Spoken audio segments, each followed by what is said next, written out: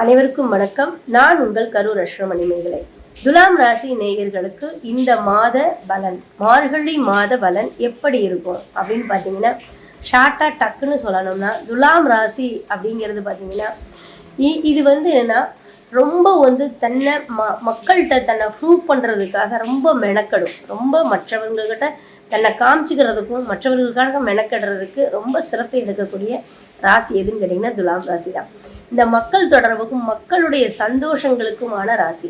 அப்போது குரு பகவான் 10ல் இருக்கிறதுனால இப்போது அதிசார ஓட்டத்தில் வந்த குரு பயிற்சியாகி இப்போ போகிறாரு மிதுனத்துக்கு. மீண்டும் தொழில் ரீதியான பாக்கியங்கள், தொழிலில் ஏதாவது இடமாற்றங்கள், தொழிலில் ஏதாவது கௌரவ பிரச்சனைகள் வந்தவர்களுக்கு ஈஸியாக சரியாகக்கூடிய வாய்ப்பு.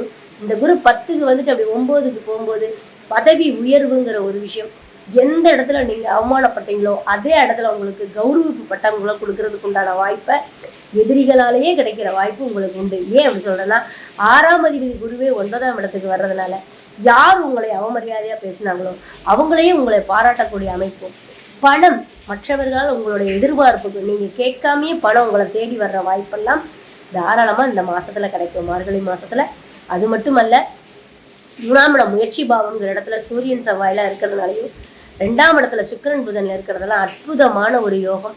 தனவரவு ஆகட்டும், குடும்பத்தில் மகிழ்ச்சியான ஒரு விஷயங்களாகட்டும், நல்ல ஸ்வீட்ஸ் நிறைய சாப்பிட்ற விஷயங்களாகட்டும், இதெல்லாமே இந்த மாதத்துக்கு உண்டுங்க. அது மட்டுமல்ல, துலாம் ராசியை பொறுத்த வரைக்கும் 159 ராகுவுடைய நட்சத்திரம் இருக்குது. ராகு 5ஆம் இடத்துல இருக்காரு.